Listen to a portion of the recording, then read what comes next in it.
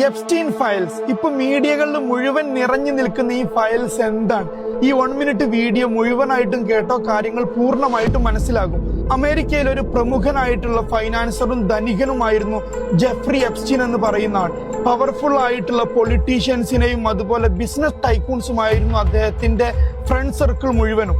ഒരു സെക്സ് ട്രാഫിക്കറും ഒരു സെക്സ് അഡിക്റ്റും പിഡോഫൈലുമായിരുന്ന അദ്ദേഹം പാവപ്പെട്ട പെൺകുട്ടികളെ പവർഫുൾ ആയിട്ടുള്ള ഇത്തരത്തിലുള്ള ആളുകൾക്ക് കാണിക്ക വെച്ചായിരുന്നു പണം സമ്പാദിച്ചിരുന്നത്.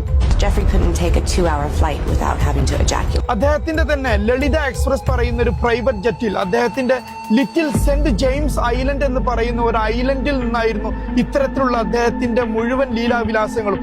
പ്രമുഖരായിട്ടുള്ള US മുതൽ ഇന്ത്യ വരെ നീണ്ടു നിൽക്കുന്ന വലിയൊരാളുകളുടെ ഒരു അലിജഡ് ലിസ്റ്റാണ് ഇന്ന് നമുക്ക് കാണാൻ സാധിക്കുന്നത്.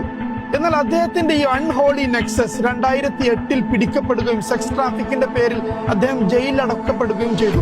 അദ്ദേഹത്തിന്റെ ഡേർട്ടി പൊളിറ്റിക്കൽ നെക്സസ് കാരണം ജീവപര്യന്തത്തിന് ശിക്ഷിക്കപ്പെട്ട അദ്ദേഹം 11 മാസങ്ങൾ കൊണ്ട് ജയിലിൽ നിന്നൂരി. എന്നാൽ കാലത്തിന്റെ കാവ്യനീതി എന്നൊക്കെ പറയുന്ന പോലെ വിധി അദ്ദേഹത്തിനെ വീണ്ടും വേട്ടയാടി. 2019 അദ്ദേഹം വീണ്ടും ജയിലിലടക്കപ്പെട്ടു. ജയിലിലടക്കപ്പെട്ടതിന് ശേഷം അദ്ദേഹം ഒരു ദുരൂഹമായ സാഹചര്യത്തിൽ ആത്മഹത്യ ചെയ്തു എന്നാണ് പറയപ്പെടുന്നത്. യഥാർത്ഥത്തിൽ ഇത് ആത്മഹത്യ ആയിരുന്നോ എന്ന് തന്നെ സംശയമാണ്. അദ്ദേഹത്തിന്റെ മരണത്തോടു കൂടി ഈ കേസ് ഇല്ലാതാകും എന്ന് വിചാരിച്ചവർക്ക് തെറ്റി.